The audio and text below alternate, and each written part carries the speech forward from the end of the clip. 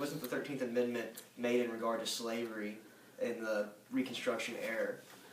Well, as I stated earlier, I acknowledge the fact that it might have been, around that time of slavery, but as we know, the Constitution is open for interpretation, and it says cannot be forced to servitude. It does not only outline slavery. How do you look at the investment to train as such a negative rather than the investment being in individuals in society? You can't. How are you looking at it as as a more of a economic penalty than an investment in the future? Well, like you said that each person that had to be in the service would also have equipment at home. So think about the raw materials of equipment alone. Then you have to think about, I said that there were only 3% of the people in the draft that were actually serving right now. So just think about the money that would be wasted. There's 97% of the draft that's not actually serving, that we've paid for equipment, for training, for transportation. I think that alone is enough of a statistic to base my... Have you considered the fact that by investing in this, in the military and instilling this military lifestyle, you'd be cutting costs in other bureaucracies in Washington? You'd have a population that's more physically fit by being indoctrinated in this lifestyle. So Bureau of Health would be, the cost needed to administer the Bureau of Health would be less, or various crime agencies, if we see a reduction of crime because you're reducing this gang activity by getting these individuals out of those gangs and into somewhere productive in society before they have a chance to feel like that's their only way of life. Well, first address the health concern that I acknowledge the fact. I think it's a creative point that you came up with the obesity, but I don't think that it's preventing it for life. I think it's postponing it later on. So I think maybe initially, yes, when those people are in their time of service, ages 18 to 20, that maybe they're not obese, but that's not really the time that we see health concerns anyway. So while I see that's a creative point, I don't know if it's very valid.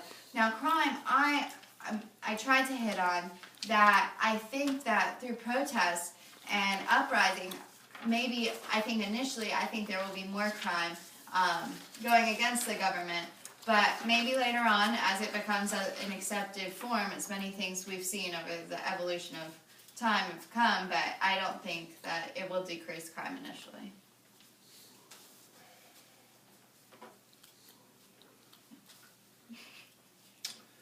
Okay, I'd like to start and refute a few points Jamie made, starting with the reference to the Constitution.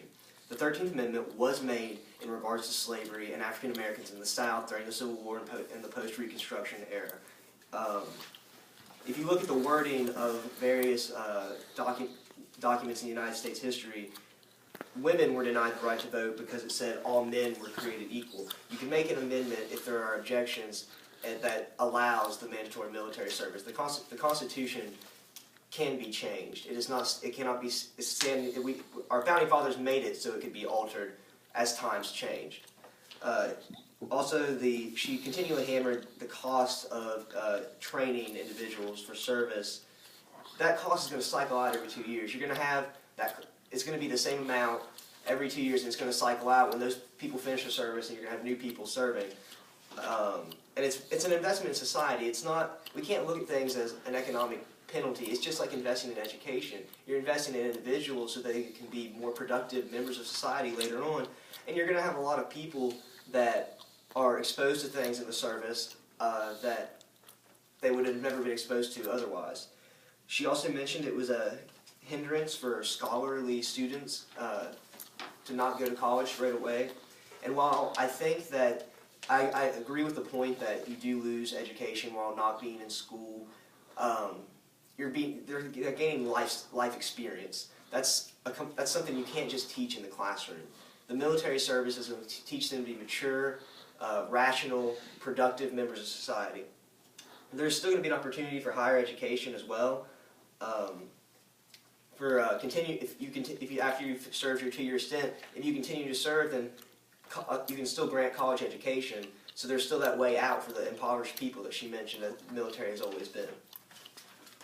I just would like to point out a point Grant made. He said that women were originally denied the right to vote because it was stated that men were all created equal. And we see over time that's been changed so that women can vote. But like I'm saying, that's open to interpretation. The Constitution is open to interpretation. So where the 13th Amendment, I quote, says neither slavery nor involuntary servitude, and we're not having a voluntary service, I think that definitely applies.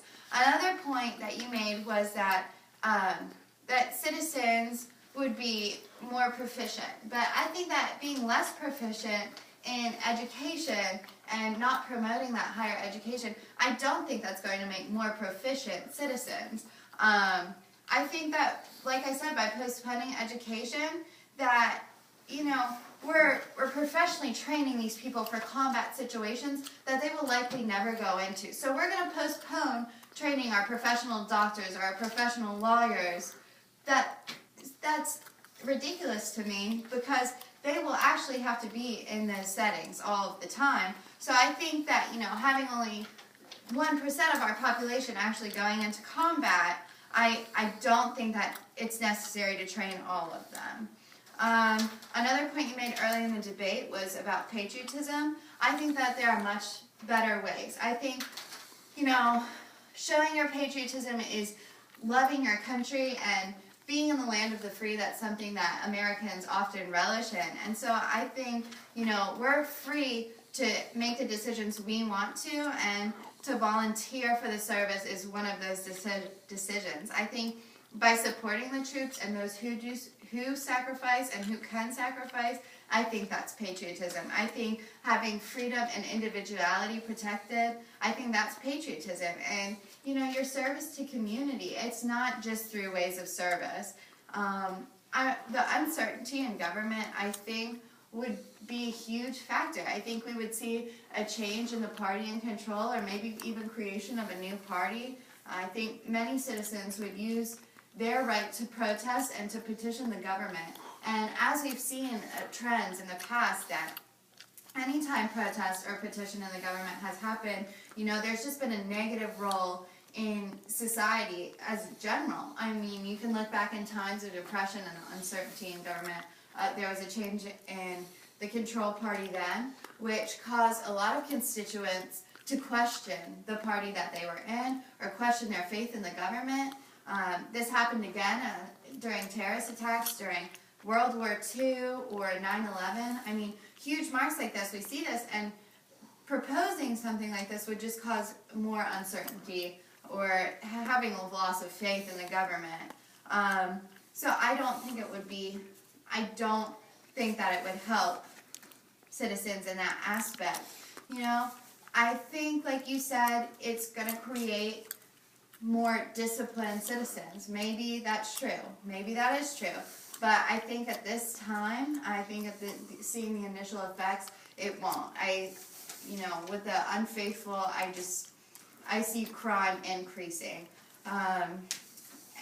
Earlier you used a point of Switzerland, and they had a 10-year service. So at this point, where we're proposing, or there is proposed a 2-year conscription period, I don't think that this is a very comparable time, because our economic situation in the U.S. is obviously not our greatest. And so I think that putting this investment into a 2-year program and training these people and equipping these people is not comparable to taking an investment into a 10-year program.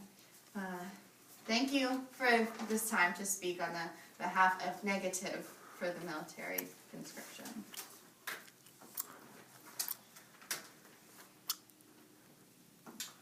First, I'd like to refute a few points made by Jamie, and then hammer home some of the main points of why we should have mandatory military service in the United States. Jamie mentioned that not putting doctors and lawyers straight into education would hinder their ability to do what they would actually be doing in the private sector. But there are doctors and lawyers throughout the military. The Naval JAG Corps deal with naval law within the Navy, and there's the Army equivalent, and there's countless doctors needed within the military at military bases and overseas.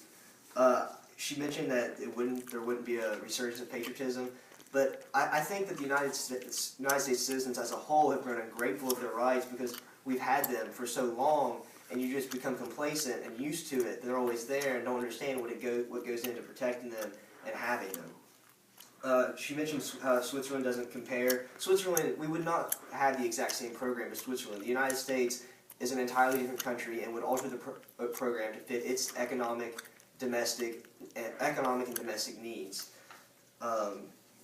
Mandatory military service would result in the entire United States population having been through military training, thus deterring a foreign invasion. It becomes more difficult for politicians to send troops abroad when they have to deal, when every citizen is involved. The military creates countless jobs domestically. I still think obesity would decline.